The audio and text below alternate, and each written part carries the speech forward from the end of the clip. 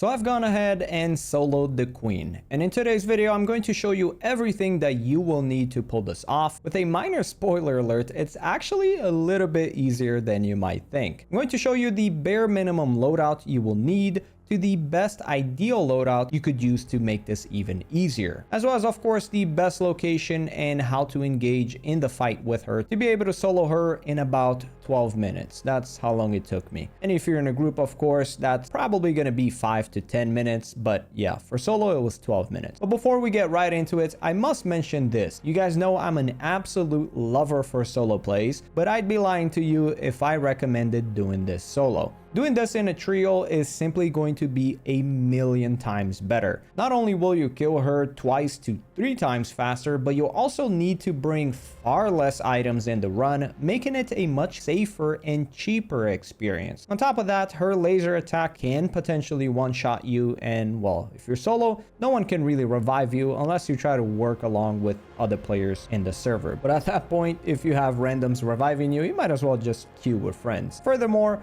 crossing the map is far more risky in solo play. And most importantly, the queen actually drops like 10 to 15 queen reactors. So even if you killed the queen yourself and you had the entire loot for yourself, you wouldn't really be able to fit it all anyways. Now let's go ahead and move on. I just can't emphasize enough how you should do this in group play unless you honestly just kind of want the challenge. So with that said, what is the bare minimum loadout you must bring? I would say this loadout right here would be the bare minimum. It's still a decent amount, but it is the queen after all. If you're in the trios, you could cut this down by like half to a third, or at least the launcher ammo anyways. And not everybody needs to bring a hatch key, of course, just one of you guys. So we're looking at least a tier 1 hole cracker with 200 ammo. It took me exactly 176 shots to kill. Of course, there were some misses in there. It's probably more along the lines of like 150. But yeah, you always want to account for a few shots missed. I'd recommend a couple of stacks of bandages and shield recharges as well, as you'll likely end up getting hit by fire once or twice, or maybe even the laser. As for the Berletta here, it's not a necessity. The Berletta's purpose here will be to have a weapon to fight off players if they try to kill me as I make my way there or at any other point. But for this, just bring any PvP weapons you find yourself most comfortable with and some ammo for it, of course. The blue shield is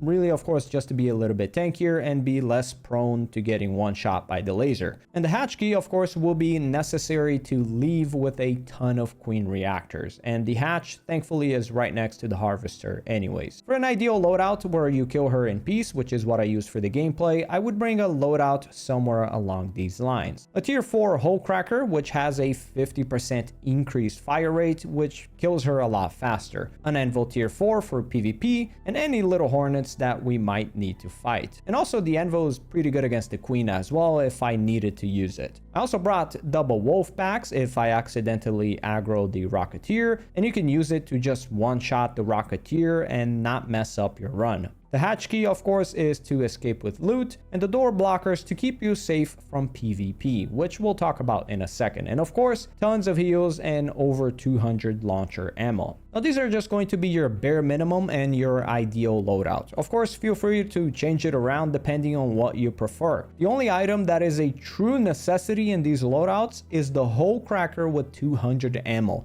Everything else is up to your preference. Now, with these loadouts in mind, how do you easily pull off the queen? First off, I'd recommend getting in a game that has just started. If you get in a game and there's like 20 minutes on the clock, just use that hatch key and queue again. If you also spawn on the complete opposite side of the map, I would also probably recommend just using a hatch key and queuing again. Once again, this problem would be mitigated in a group. As a solo, it took me 12 to 13 minutes to kill the queen from the first shot to the last shot on her. If you're in a party of 3 and everybody's well equipped, you can probably kill her in like 5 to 10 minutes max. But either way, as a solo, if you spawn mid-game or on the opposite side of the map, I would just hatch out and queue again. It's not really worth losing such an expensive loadout for no good reason. I would say if you get in a fresh game and you spawn anywhere from northeast to the northwest of the map, you're good to go. I spawned all the way north of the map in the West Broken Bridge, and I got to position in about 2 to 3 minutes. After you get a decent spawn, you want to make your way onto this part of the building in Dam Battlegrounds, and in this location you'll basically only have 2 entrances where players can give you a hard time. And thankfully, both of these entrances are doors which you can close, and better yet, you can place those door blockers on them. If a player attempts to get in this room to try to kill you, they'll go through a very long and loud breaching animation, giving you plenty of time to prepare for combat. Once you place these two door blockers, you can then go ahead and fight in peace. So at this point, as we're starting the fight, there's a couple of solid angles to take shots on her. Don't stand behind the window trying to shoot her, as your whole cracker will probably just end up hitting the window. Instead, jump on the ledges on these windows and take shots at her from this angle. Once she engages, either by firing her rockets or her laser, swap to the window in the far back right. As you make your way there, you can of course reload your hull cracker and just maximize your efficiency. And on here, you can just mantle onto this window and actually get a pretty clean shot. Once she engages this window, you can then go ahead and pivot back to the other window again and continue going back and forth between these windows, dealing damage to her.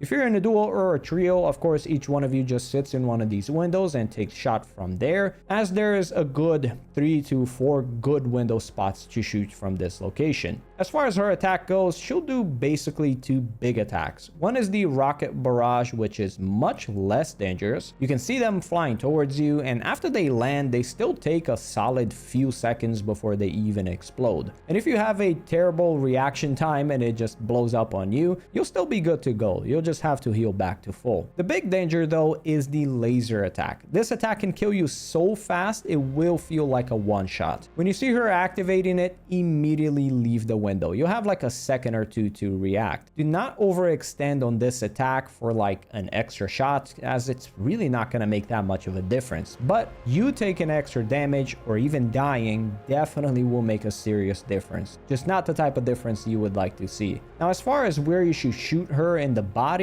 I just shot at her face. If I'm not mistaken, she'll technically die quicker if you destroy the legs or something along those lines, but it is a much harder shot. Personally, I just felt a lot better just mag dumping onto her face. And that's pretty much all you're gonna need for killing her. Dumping hull cracker shots onto her face, door blocking the 2 entrances, and switching back and forth on these windows as you engage. About 150 to 200 shots later, she will go down. And then of course comes the sketchy part, right? It comes the looting aspect. For the background footage, once I took her out, I could hear a couple of players above me and to my right spamming "don't shoot." And as I knew she had well over 10 queen reactors and I only needed like 3 or 4, I figured, you know what? I'll just share the loot with the raiders and even hatch key extract with them as well. So I had a raider to my left spamming "don't shoot," and I had a raider to my right spamming "don't shoot." So I figured, okay, let's go ahead and loot. And then, well, little Timmy here on the right must have thought to himself, this guy's helping me,